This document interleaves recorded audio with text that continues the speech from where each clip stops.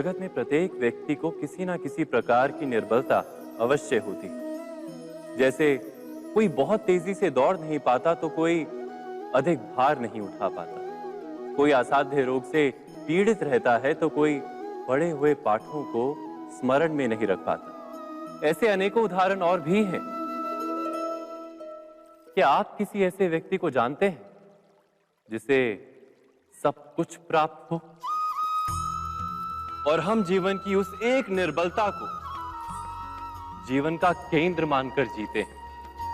इस कारणवश हृदय में दुख और असंतोष रहता है सदा। निर्बलता मनुष्य को जन्म से अथवा संजोग से प्राप्त होती है, किंतु उस निर्बलता को मनुष्य का मन अपनी मर्यादा बना लेता है। किंतु कुछ व्यक्ति ऐसे भी होते हैं जो अपने पुरुषार्थ और श्रम से उस निर्बलता को पराजित कर देते हैं। क्या भेद है उनमें और अन्य लोगों में? क्या आपने कभी विचार किया है? सरल सा उत्तर है इसका। जो व्यक्ति निर्बलता से पराजित नहीं होता, जो पुरुषार्थ करने का साहस रखता है हृदय में, वो निर्बलता को पार कर जाता है। अर्थात निर्बलता अवश्य ईश्वर देता है, किंतु मर्यादा मनुष्य का मन ही निर्मित करता है। स्वयं विचार कीजिए।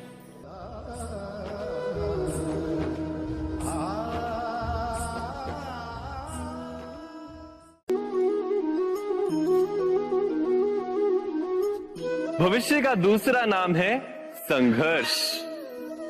हृदय में आज इच्छा होती है और यदि पूर्ण नहीं हो पाती तो हृदय भविष्य की योजना बनाता है। भविष्य में इच्छा पूर्ण होगी ऐसी कल्पना करता रहता है, किंतु जीवन ना तो भविष्य में है ना अतीत में। जीवन तो इस क्षण का नाम है, अर्थात इस क्षण का अनुभव ही जीवन का अनुभव।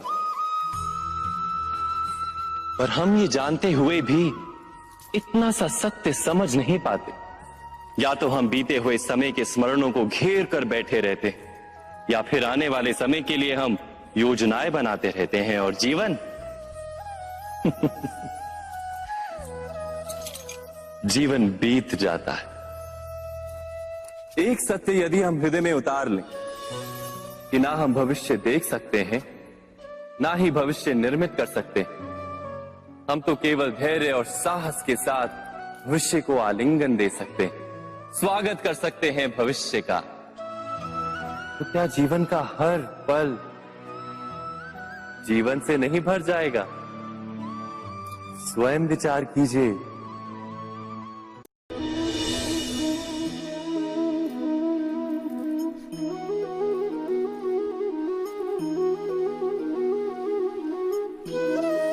ज्ञान प्राप्ति सदा ही समर्पण से होती है, ये हम सब जानते हैं।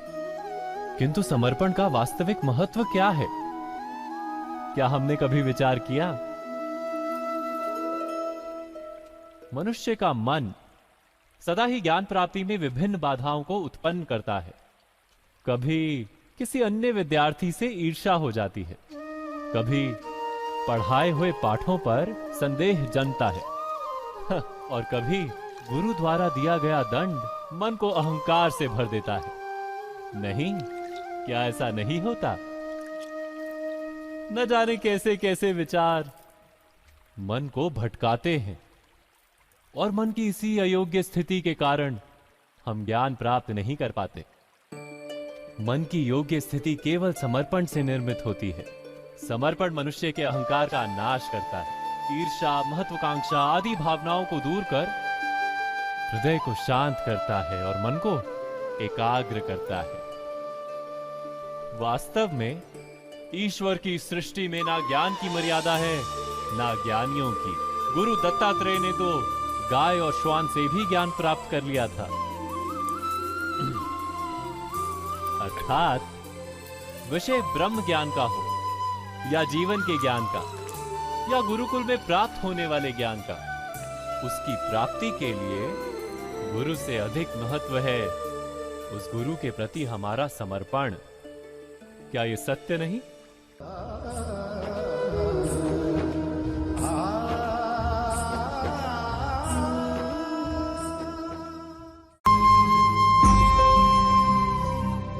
प्रत्येक मनुष्य के जीवन में ऐसा क्षण अवश्य आता है जब सारे स्वप्न, सारी आशाएं, सारे दृश्य ध्वस्त हो जाते हैं। जीवन के सारे आयोजन ही बिखर जाते हैं। एक और धर्म होता है और दूसरी ओर सुख। इसी को धर्म संकट कहते हैं। जब धर्म का वहन ही संकट हो और धर्म का त्याग ही सुख हो। विचार कीजिए, कभी किसी स्वजन के विरुद्ध सत्य बोलने का अवसर प्राप्त हो जाता है, कभी ठीक दरिद्रता के समय सरलता से चोरी करने का मार्ग प्राप्त हो जाता है, कभी किसी शक्तिशाली राजनेता या राजा के कर्मचारी का अधर्म प्रकट हो जाता है। सबके जीवन में ऐसी घटना बनती ही रहती है। अधिकतर लोग ऐसे किसी क्षण को धर्म संकट के रूप में जान ही नहीं पाते। हमें किसी प्रकार के संघर्ष का अनुभव ही नहीं होता। सहजता से सुख की ओर खींचे चले जाते हैं, जैसे मक्खी गुड़ की ओर खींची चली जाती। वास्तव में धर्म संकट का क्षण ईश्वर के निकट जाने का क्षण होता है। यदि हम संघर्षों से भयभीत ना हो, सुख की ओर आकर्षित ना हो, अपने धर्म पर दृढ़ रहे, तो ईश्वर का साक्षात्कार दूर नहीं।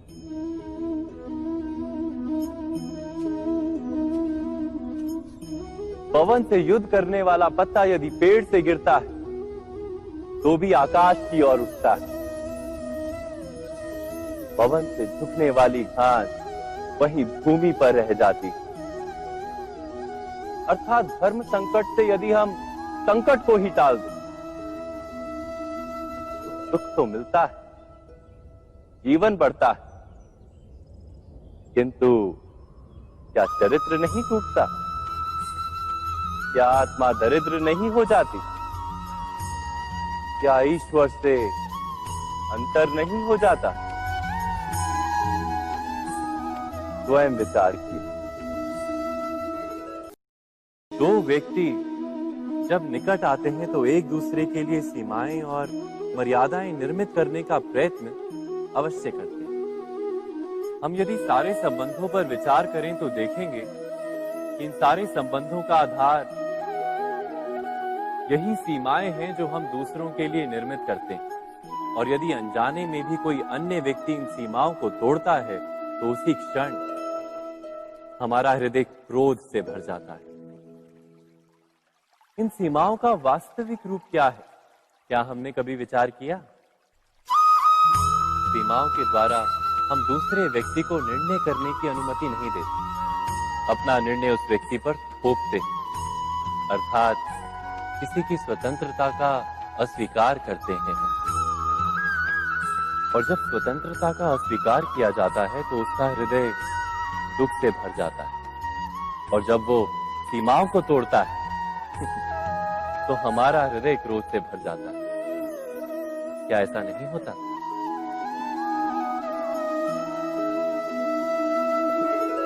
पर यदि एक दूसरे की स्वतंत्रता का सम्मान किया जाए तो किसी मर्यादाओं या सीमाओं की आवश्यकता ही नहीं होती। अर्थात जिस प्रकार स्वीकार किसी संबंध का देह है, क्या वैसे ही स्वतंत्रता किसी संबंध की आत्मा नहीं? स्वयं विचार कीजिए। सबके जीवन में ऐसा प्रसंग अवश्य आता है कि सत्य कहने का निश्चय होता है हृदय में, किंतु मुख से सत्य निकल नहीं पाता। कोई भय मन को घेर लेता है। किसी घटना अथवा प्रसंग के बारे में बात करना या फिर स्वयं से कोई भूल हो जाए उसके बारे में कुछ बोलना, क्या ये सत्य है? नहीं, ये तो केवल तथ्य है। अर्थात जैसा हुआ था वैसा केवल बोल देना सामान्य सी बात है। किंतु कभी कभी उस तथ्य को बोलते हुए भी भय लगता है। कदाचित किसी दूसरे की भावनाओं का विचार आता है मन। दूसरे को दुख होगा ये भय भी शब्दों को रोकता है। तो ये सत्य क्या है? क्या हमने कभी विचार किया है? जब भय रहते हुए भी कोई तथ्य बोलता है तो वो सत्य कहलाता है। वास्तव में सत्य कुछ और नहीं, केवल निर्भयता का दूसरा नाम है। और निर्भय होने का कोई समय नहीं होता, क्योंकि निर्भयता आत्मा का स्वभाव है। अर्थात क्या प्रत्येक क्षण सत्य बोलने का क्षण नहीं होता?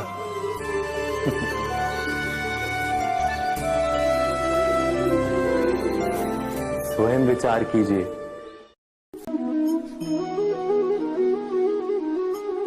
श्रेष्ठता का क्या अर्थ है? श्रेष्ठता का अर्थ है दूसरों से अधिक ज्ञान प्राप्त करना। अर्थात मूल्य इस बात का नहीं कि स्वयं कितना ज्ञान प्राप्त किया, मूल्य इस बात का है कि प्राप्त किया हुआ ज्ञान अन्य लोगों से कितना अधिक है। अर्थात श्रेष्ठता की इच्छा ज्ञान प्राप्ति को भी एक स्पर्धा बना देती है। और स्पर्धा में विजय अंतिम कब होती है?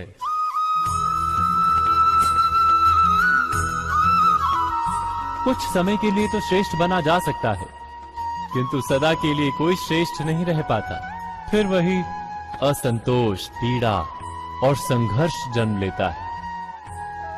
किंतु श्रेष्ठ बनने के बदले यदि उत्तम बनने का प्रयत्न करें तो क्या होगा? उत्तम का अर्थ है कि जितना प्राप्त करने योग्य है वो सब प्राप्त करना, किसी से अधिक पाने की इच्छा से नहीं, मात्र आत्मा की तृप्ति हेतु कुछ प्राप्त करना। उत्तम के मार्ग पर किसी अन्य से स्पर्धा नहीं होती, स्वयं अपने आप से स्पर्धा होती है। अर्थात उत्तम बनने का प्रयत्न करने वाले को देर अबेर सारा ज्ञान प्राप्त हो जाता है। बिना प्रयत्न के ही वो श्रेष्ठ बन जाता है। किंतु जो श्रेष्ठ बनने का प्रयत्न करता है वो श्रेष्ठ बने या ना बने, उत्तम कभी नहीं बन पाता।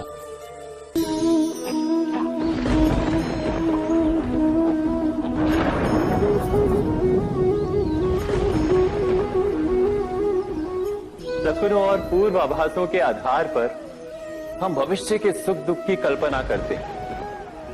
भविष्य के दुख का कारण दूर करने के लिए हम आज योजना बनाते हैं।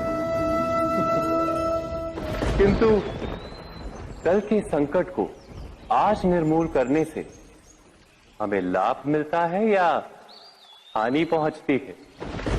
ये प्रश्न हम कभी नहीं करते। सत्य तो ये है कि संकट और उसका निवारण साथ जनते हैं, व्यक्ति के लिए भी और सृष्टि के लिए भी। नहीं, आप अपने भूतकाल का स्मरण कीजिए, इतिहास को देखिए। आप तुरंत ही ये जान पाएंगे कि जब जब संकट आता है तब तब उसका निवारण करने वाली शक्ति भी जन्म लेती है। यही तो जगत का चलन है। वस्तुतः संकट ही शक्ति के जन्म का कारण है। प्रत्येक व्यक्ति जब संकट से निकलता है तो एक पद आगे बढ़ा होता है, अधिक चमकता है, आत्मविश्वास से अधिक भरा होता है, न केवल अपने लिए अपितु विश्व के लिए भी। क्या ये सत्य नहीं? वास्तव में संकट का जन्म है एक अवसर का जन्म, अपने आप को बदलने का, अपने विचारों को ऊंचाई पर करने का अवसर, अपनी आत्मा को बलवान और ज्ञान मंडित बनाने का अवसर। जो ये कर पाता है उसे कोई संकट नहीं होता, किंतु जो ये नहीं कर पाता वो तो स्वयं एक संकट है विश्व के लिए। विचार कीजिए।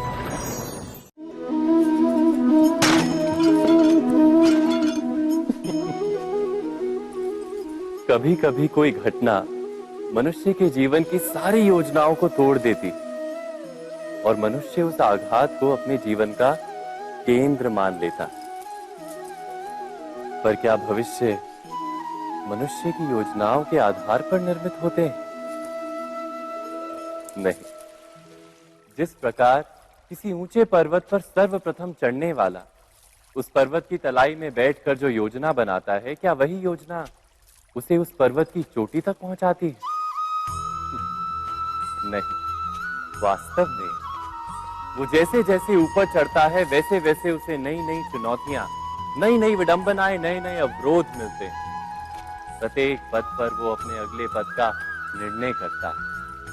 प्रत्येक पद पर उसे अपनी योजनाओं को बदलना पड़ता है। कहीं पुरानी योजना उसे खाई में ना ढकेल दे। वो पर्वत को अपने योग्य नहीं बना पाता, केवल स्वयं को पर्वत के योग्य बना सकता है। क्या जीवन के साथ भी ऐसा ही नहीं? जब मनुष्य जीवन में किसी एक चुनौती को, एक अवरोध को अपने जीवन का केंद्र मान लेता है, अपने जीवन की गति को ही रोक देता है, तो वो अपने जीवन में सफल नहीं बन पाता और ना ही सुख और शांति प्राप्त कर पाता।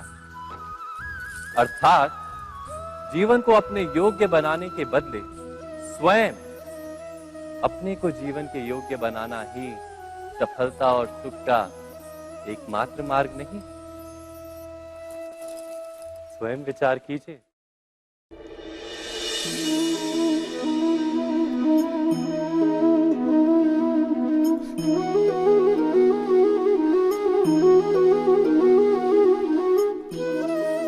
जीवन का हर क्षण निर्णय का क्षण होता है। प्रत्येक पद पर दूसरे पद के विषय में कोई निर्णय करना ही पड़ता है और निर्णय अपना प्रभाव छोड़ जाता है। आज किए गए निर्णय भविष्य में सुख अथवा दुख निर्मित करते हैं, ना केवल अपने लिए, अपने परिवार के लिए भी, आने वाली पीढ़ियों के लिए भी। जब कोई दुविधा सामने आती है तो मन व्याकुल हो जाता है, अनिश्चय से भर जाता है। निर्णय का वो क्षण युद्ध बन जाता है और मन बन जाता है युद्ध भूमि। अधिकतर निर्णय हम दुविधा का उपाय करने के लिए नहीं, केवल मन को शांत करने के लिए लेते हैं। पर क्या कोई दौड़ते हुए भोजन कर सकता है? नहीं। तो क्या युद्ध से जूझता हुआ मन कोई योग्य निर्णय ले पाएगा? वास्तव में शांत मन से जब कोई निर्णय करता है तो अपने लिए सुखद भविष्य बनाता है, किंतु अपने मन को शांत करने के लिए जब कोई निर्णय करता है तो वो व्यक्ति भविष्य में अपने लिए कांटों भरा वृक्ष लगाता है। स्वयं विचार कीजिएगा।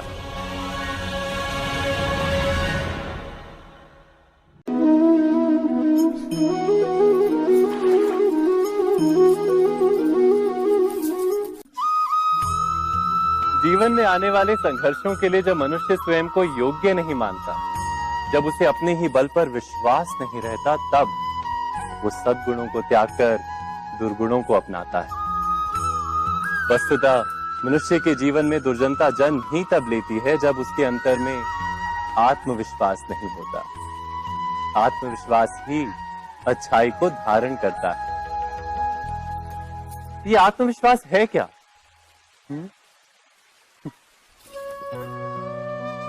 जब मनुष्य ये मानता है कि जीवन का संघर्ष उसे दुर्बल बनाता है, तो उसे अपने ऊपर विश्वास नहीं रहता। वो संघर्ष के पार जाने के बदले संघर्ष से छूटने के उपाय ढूंढने लगता है। किंतु जब वो ये समझता है कि ये संघर्ष उसे अधिक शक्तिशाली बनाते हैं, ठीक जैसे व्यायाम करने से देह की शक्ति बढ़ती, तो प्रत्येक संघर्ष के साथ उसका उत्साह बढ़ता है। अर्थात आत्मविश्वास और कुछ भी नहीं, मन की स्थिति, जीवन को देखने का दृष्टिकोण मात्र है। और जीवन का दृष्टिकोण तो मनुष्य के अपने वश में होता है। स्वयं विचार कीजिए।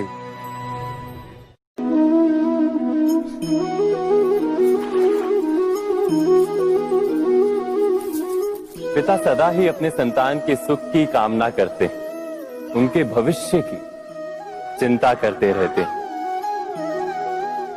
इसी कारणवश सदा ही अपने संतानों के भविष्य का मार्ग स्वयं निश्चित करने का प्रयत्न करते रहते हैं।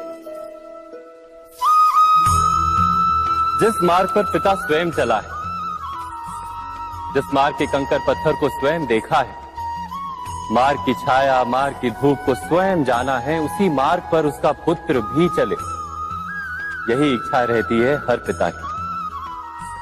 निस्संदेह उत्तम भावना है ये,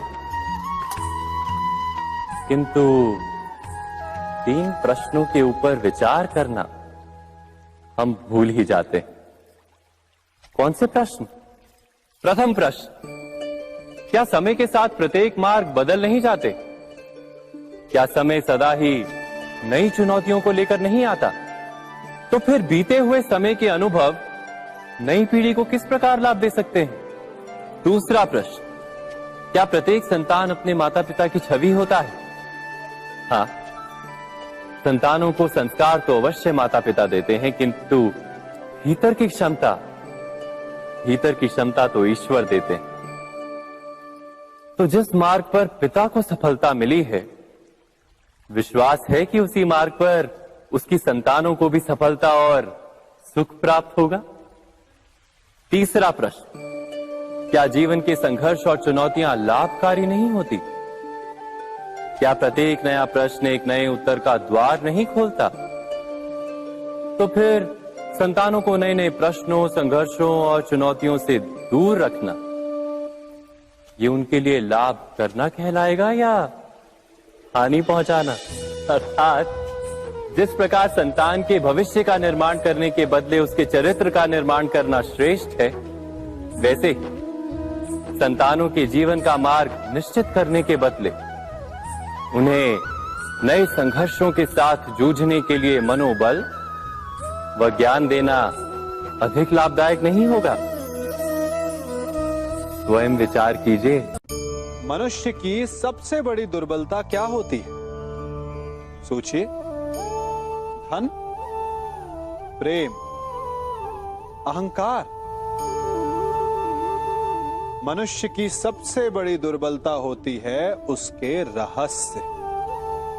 चाहे आप कितने भी शक्तिशाली क्यों ना हो, कितने भी प्रबल क्यों ना हो, परंतु उसके रहस्य उसके नाश की चाबी होती है। इसलिए यदि प्रबल रहना है, शक्तिशाली रहना है, समर्थ रहना है, तो अपने रहस्य को किसी को भी ना बताएं, ना मित्र को और ना ही शत्रु को, क्योंकि समय पड़ने पर कब कौन शत्रु हो जाए ऐसा कहना संभव नहीं। विभीषण को रावण के अमृत कुंड का ज्ञात था, इसीलिए प्रभु श्री राम रावण का वध करने में सफल हो सके। इसलिए उचित यही है कि आप अपने रहस्य को स्वयं तक ही सीमित रखें। मनुष्य जीवन की परीक्षा में सफल होने के लिए क्या नहीं करता? वो परिश्रम करता है, दौड़ भाग करता है, और ये सब करने के पश्चात भी जब उसका काम नहीं बनता तो वो नकल करता है ना? तनिक लौटिए अपने बचपन में, स्मरण कीजिए अपने बचपन की स्मृतियों का। क्या स्मरण हुआ? विद्यालय में जब आप परीक्षा देने जाते थे तो क्या होता था? आप ना सही, परंतु कोई ना कोई सफलता पाने के लिए नकल करता ही था और उत्तीर्ण भी हो जाता था, है ना? परंतु जीवन की परीक्षा ऐसी नहीं होती। नकल करने वाला सफल नहीं होता। कारण विद्यालय में सबके प्रश्न पत्र एक होते थे, परंतु जीवन के प्रश्न पत्र और उनकी कठिनाई सबके लिए भिन्न होती, तो निश्चित रूप से उनके उत्तर भी भिन्न होंगे ना। इसलिए यदि आपको जीवन में सफलता पानी है तो नकल ना कीजिए, स्वयं के प्रश्नों का उत्तर स्वयं ढूंढिए और सफलता आपकी ही होगी। मनुष्य का जीवन हार और जीत विजय और पराजय, सफलता और असफलता के मध्य झूलता रहता है। आपके साथ भी ऐसा होता होगा, है ना? जब आप सफल होते हैं, किसी चुनौती पर विजय पाते हैं, तो मन प्रसन्नता से आनंद के उपवन में झूमने लगता है। और जब आप असफल होते हैं, तब मन दुख और पीड़ा के सागर में डूबने लगता है। परंतु वास्तव में सफलता और असफलता है क्या? तनिक ध्यान से सोचिए। ये केवल हमारी मनोस्थिति मात्र है। हमारी पराजय तब नहीं होती जब हमारा शत्रु विजय प्राप्त कर ले। हमारी पराजय तब होती है जब हम पराजय स्वीकार कर लें। हम असफल तब नहीं होते जब हम लक्ष्य ना पा सके। हम असफल तब होते हैं जब हम प्रयास करना बंद कर दें। इसलिए प्रयास करते रहें और हार ना माने, क्योंकि जिस दिन आप हार स्वीकारना बंद कर देंगे, जीत आपके चरणों में होगी।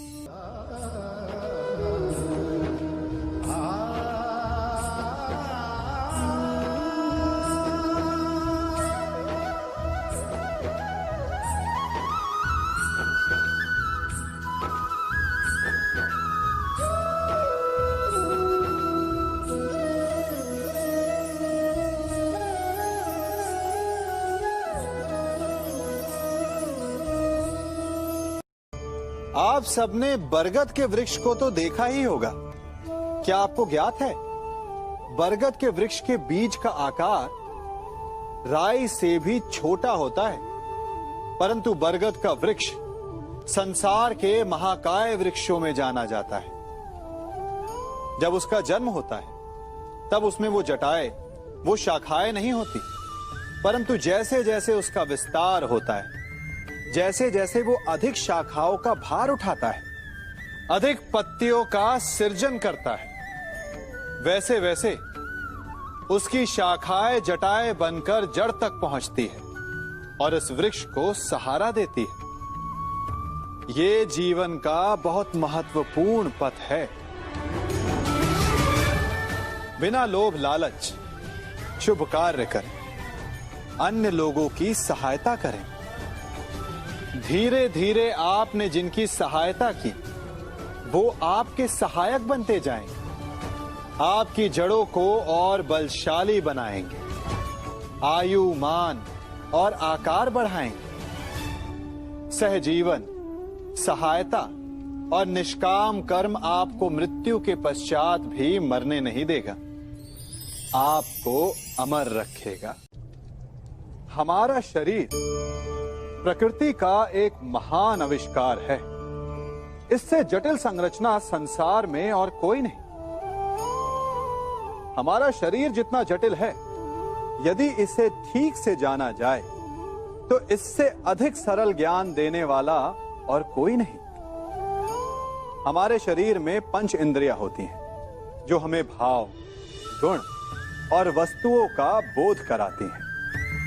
हमारे पास आंखें हैं, नाक है, स्पर्श के लिए त्वचा है, कान है और जीभा है। सबका भिन्न भिन्न कार्य है। आंखों से देखना, कानों से सुनना, नथनों से श्वास लेना, त्वचा से स्पर्श करना और जीभा से स्वाद लेना। परंतु क्या आपने कभी सोचा कि प्रकृति ने हमें 2 आंखें दी, 2 नथने दी, 2 कान दी, स्पर्श के लिए ये पूरा शरीर दिया, परंतु जीभा केवल 1 दी? ऐसा क्यों?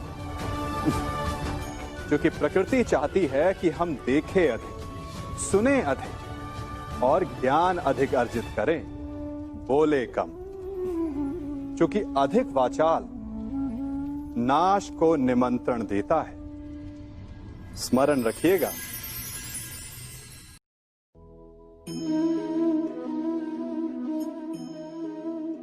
ये सदा यही कहते आए कि यदि आगे बढ़ना है तो अपनों का साथ दो। सत्य कहते हैं, अपनों का साथ देना ही चाहिए। परंतु साथ देने से पूर्व ये अवश्य पहचान लेना चाहिए कि अपने हैं कौन। क्या अपने वही होते हैं जिनके साथ हमारा रक्त संबंध होता है, या अपने मित्र? अपने वो होते हैं जो हमें सद्कार्य के लिए प्रेरित करें, हमें आगे बढ़ाएं, हमारा साथ दें। और वो जिनका साथ देने से समाज का नाश, धर्म की हानि हो, वो सगे हो करके भी सगे नहीं होते। इसलिए जब अपनों की परिभाषा का चुनाव करें तो उन्हें अपना माने जो आपका साथ दे, उन्हें नहीं जो हमें अज्ञान के मार्ग पर ले जाएं।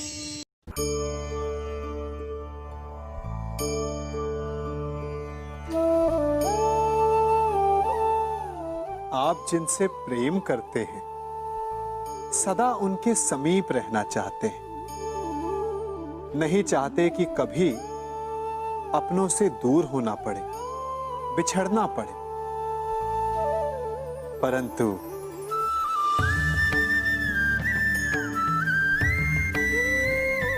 एक समय के पश्चात अपनों से दूर हो जाना उन्नति के लिए आवश्यक है। आप माता पिता हैं ना? यदि आप अपनी संतान के जीवन के हर पग पर उनका मार्गदर्शन करते रहेंगे तो आपकी संतान स्वयं मार्ग चुनना कैसे सीखेगी? मार्ग के कांटों से स्वयं को बचाना कैसे सीखेगी? इसीलिए एक समय के पश्चात अपनों से बनाई गई दूरी सदा लाभदायक रहती है। आज मैं आप सबको एक कथा सुनाता हूं। एक दिन प्रातः एक व्यापारी अपने घर से निकला। घर से निकलते ही एक बिल्ली ने उस व्यापारी का मार्ग काट दिया। व्यापारी घबरा गया, वो फिर से घर लौट गया और शुभ घड़ी की प्रतीक्षा करने लगा। और जब वो पुनः अपने घर से निकला तब वो वाहन जा चुका था जिससे राजा तक पहुंचकर उसे भेंट देनी थी। राजा को भेंट नहीं मिली। राजा क्रोधित हो गए। राजा ने उस व्यापारी का व्यापार बंद करवा दिया। इस कारण व्यापारी क्रोधित होकर घर पर अपनी पत्नी से लड़ बैठा। पत्नी अपने बच्चों समेत मैके वापस चली गई और उस व्यापारी के जीवन में यदि कुछ रह गया था तो केवल अंधकार। और इन सब का कारण वो उस बिल्ली को मानता रहा जिसने उसका मार्ग काटा था। ऐसा ही एक दूसरा व्यापारी राजा को भेंट देने निकला और उस व्यापारी का मार्ग भी एक बिल्ली ने काट दिया। वो व्यापारी तनिक घबराया, परंतु उसने आगे बढ़ना अधिक उचित समझा। राजा तक वो समय पर पहुंचा। उसने राजा को भेंट की। राजा प्रसन्न हुए और राजा ने व्यापारी को अपना व्यापार बढ़ाने की अनुमति दी, स्वर्ण आभूषण दी। जब व्यापारी घर पर पहुंचा तो पत्नी को आभूषण और अपने बच्चों को देने के लिए वस्त्र थे उसके पास। हर ओर प्रसन्नता थी। समझ रहे हैं ना? दोनों के साथ एक ही प्रकार की घटना हुई, परंतु दोनों की प्रतिक्रिया भिन्न थी। ऐसा ही हमारा जीवन भी है। हमारे जीवन में प्रारब्ध का अपना स्थान है, परंतु उससे कई अधिक महत्वपूर्ण हमारी प्रतिक्रिया, हमारे सोच का प्रभाव है। क्योंकि यही हमारे जीवन को आकार देते हैं। इसलिए अपनी सोच को सकारात्मक रखिए। आपका जीवन सदैव आनंदमय।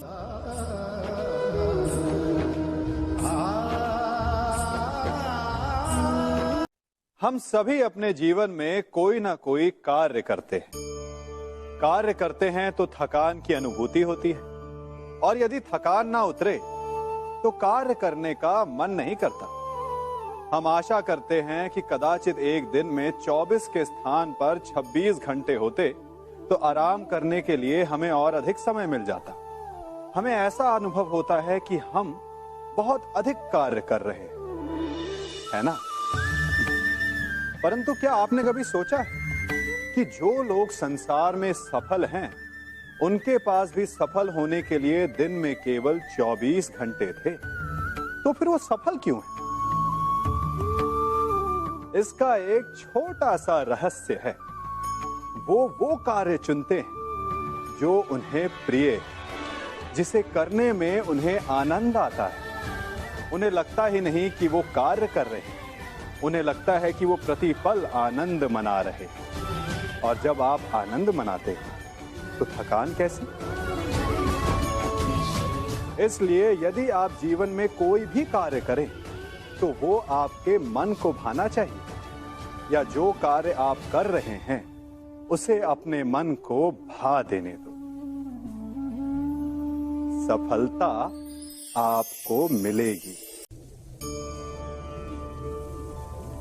कभी सोचा है हमारा जीवन भी उस रेत की घड़ी की भांति है? जो रेत नीचे गिर चुकी है वो हमारा अतीत है, जो अब भी ऊपर है वो हमारा आने वाला भविष्य है, और वर्तमान ये संकुचित स्थल है जहां से धीरे धीरे करके रेत गिर रही है। अर्थात हमारे पास जीने के लिए यही एक क्षण है।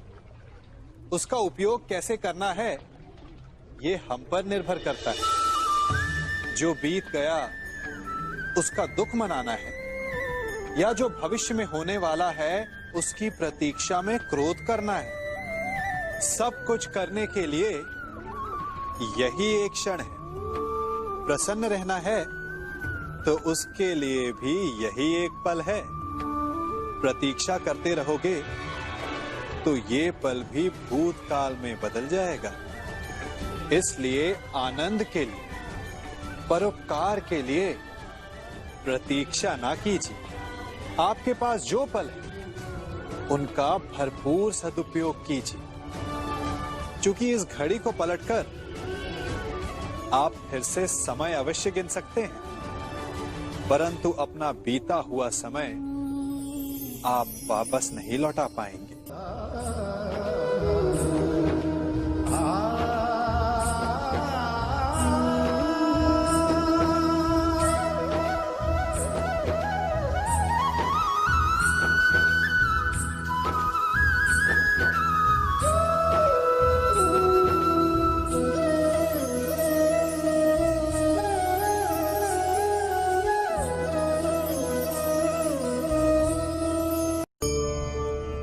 मनुष्य भी बड़ा विचित्र प्राणी है। अपनों से नीचे के स्तर के लोगों को वो हे दृष्टि से देखता है, उनका उपहास उड़ाता है, उनसे बार बार कहता है कि तुम्हारा कुछ नहीं हो सकता, तुम भविष्य में कुछ नहीं कर पाओगे। जब मनुष्य के पास धन, संपत्ति, मान होता है तो वो दूसरों का आदर नहीं करता, परंतु वो एक बात भूल जाता है कि उससे भी अधिक शक्तिशाली कोई अस्तित्व में है, और वो है समय। काल। काल अपना चक्र कब बदलेगा ये कोई नहीं जानता। समय अपनी करवट कब लेगा ये कोई नहीं जानता। कोयला भी समय के साथ साथ हीरे में परिवर्तित हो जाता है। इसलिए जीवन में कभी भी किसी का भी उपहास नहीं उड़ाना चाहिए।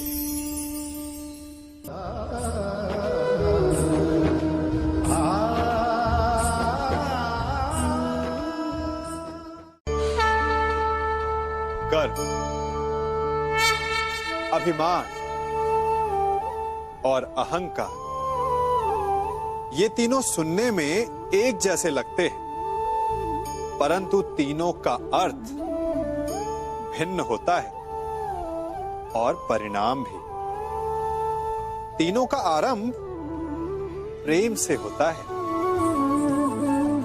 स्वयं से प्रेम, परिश्रम हमारे मन में गर्व को जन्म देता है, और सफलता अभिमान जगाती है। यहां तक ठीक है, परंतु जब ये भावना अहंकार बन जाती है तब वो समस्या बन जाती है, क्योंकि सबसे बुरा अंत अहंकारी का ही होता है। परंतु मनुष्य के लिए पहेली यही है कि पहचाना कैसे जाए कि अहंकार जग गया है और उसका दमन आवश्यक है। इसका उत्तर मैं नहीं, आपका मन देगा। जब तक आप स्वयं से प्रसन्न हैं, जब तक आप सबसे ऊंचा उठने का प्रयास कर रहे हैं, तब तक ठीक है। परंतु जब आपके मन में दूसरों को नीचा समझने का भाव आ जाए तो सावधान हो जाइए, क्योंकि यही अहंकार है जो वास्तव में आपको हीन कर रहा है।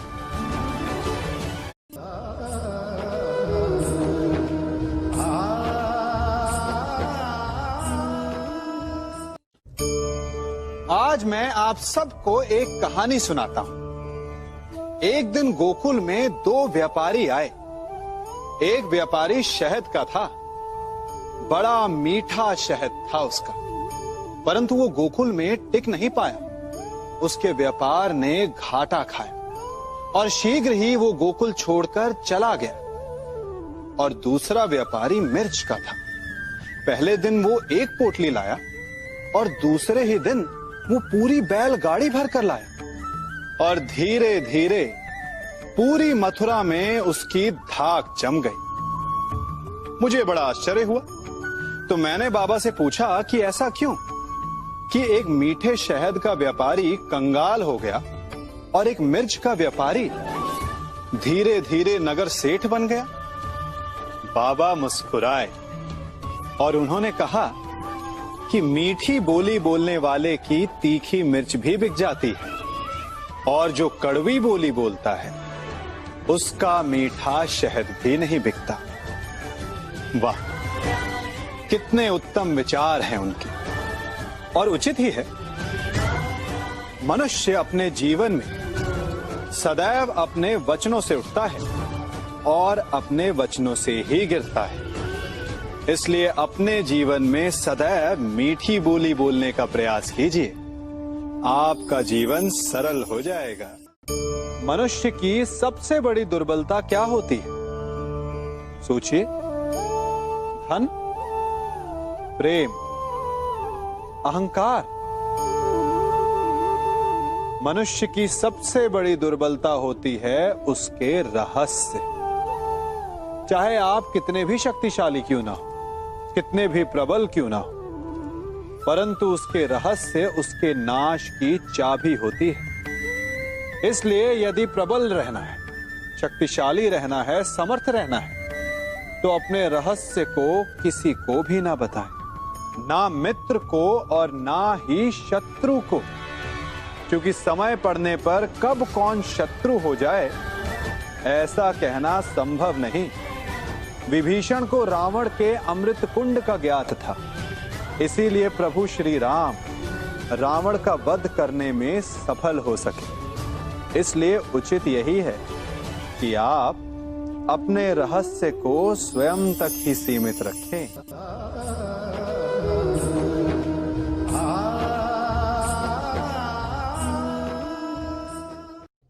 युवा अवस्था भी हमारे जीवन का कितना सुंदर काल होता है ना।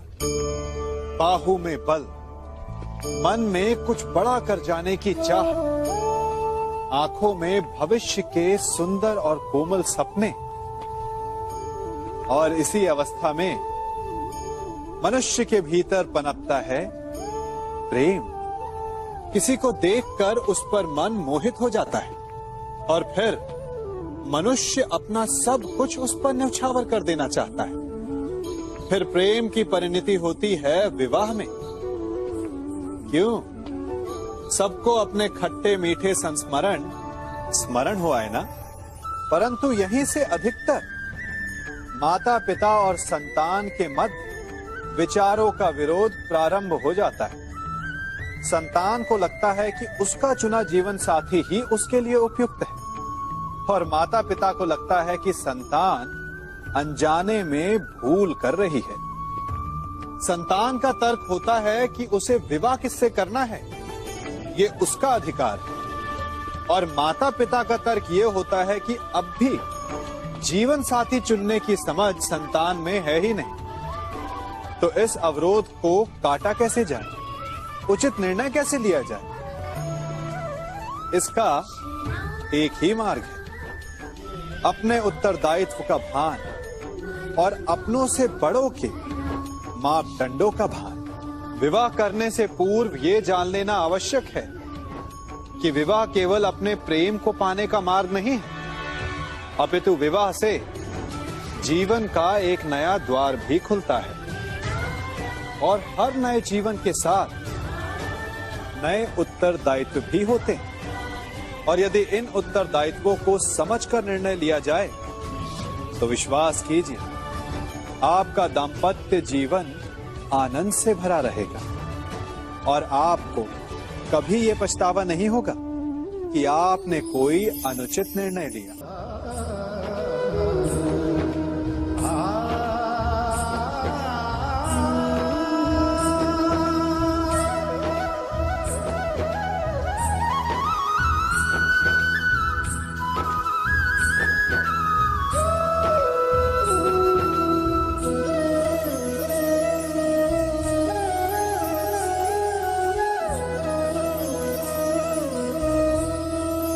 जब सागर का जल वाष्प बनकर उड़ता है तब वो हमें दिखाई नहीं देता। मेघ उस जल को अपने भीतर छिपा लेते हैं, लंबी यात्रा करते हैं, प्रयास करते हैं कि वो जल सदा उनके भीतर छिपा रहे, परंतु जब वायु का वेग उन्हें उड़ाकर किसी पर्वत से ले जाकर के टकरा देता है तब उन मेघों को बरसना ही पड़ता है, क्योंकि यही नियति है, यही प्रकृति है।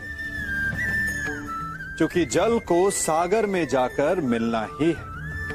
ठीक ऐसा ही हमारे साथ भी होता है। हम सत्य अपने मन के मेघों में चाहे जितना छिपाने का प्रयास कर लें, परंतु समय की आंधी उसे वास्तविकता के पर्वत से ले जाकर के टकराकर हमारे समक्ष ले ही आती है। जिस भय के कारण आप सत्य को सामने नहीं लेकर आना चाहते, एक दिन वही भय हमारे समक्ष आकर खड़ा हो जाता है, और फिर हम लाचार हो जाते हैं, क्योंकि हमने उस भय का सामना करने की तैयारी नहीं की होती। इसलिए सत्य से भागे नहीं, उसे छिपाए भी नहीं, उसे स्वीकार करें। भविष्य की बड़ी विपत्ति से बच जाएंगे।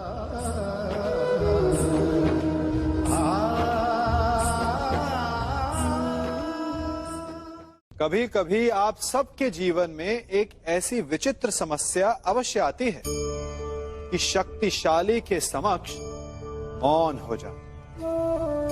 उस शक्तिशाली से विवाद करने से बचने के लिए आप मौन रह जाते। मानता हूं, ऐसा करने से आप एक विवाद से बच जाते, एक संघर्ष से बच जाते, परंतु ऐसा बचाव एक बड़े संघर्ष को जन्म दे देता है। कैसे? हमारा मौन रहना अनजाने में उसका समर्थन बन जाता है, और वो स्वयं को अधिक शक्तिशाली अनुभव करता है, और यहां से हमारा दमन प्रारंभ हो जाता है। एक के बाद एक हम अन्याय में अनचाहे रूप से सम्मिलित होते चले जाते हैं। तो इसका तोड़ क्या है? ये समझने के लिए ये जानना आवश्यक है कि ऐसी कौन सी बात है जो आपको विरोध करने से रोकती है। ये सामने वाले की शक्ति नहीं जो आपको रोकती है, ये आपके भीतर छिपा भय है जो आपको रोकता है। हाँ, कभी कभी भय आपकी सुरक्षा अवश्य कर सकता है, परंतु साथ साथ ये भी जानना आवश्यक है कि ये भय ही है जो आपको मौन भी रखता है। इसलिए अपने मन से भय को निकालिए और खुलकर अनीति का, अन्याय का विरोध कीजिए और फिर देखिएगा आपका मन कितना मुक्त, कितना हल्का अनुभव करेगा।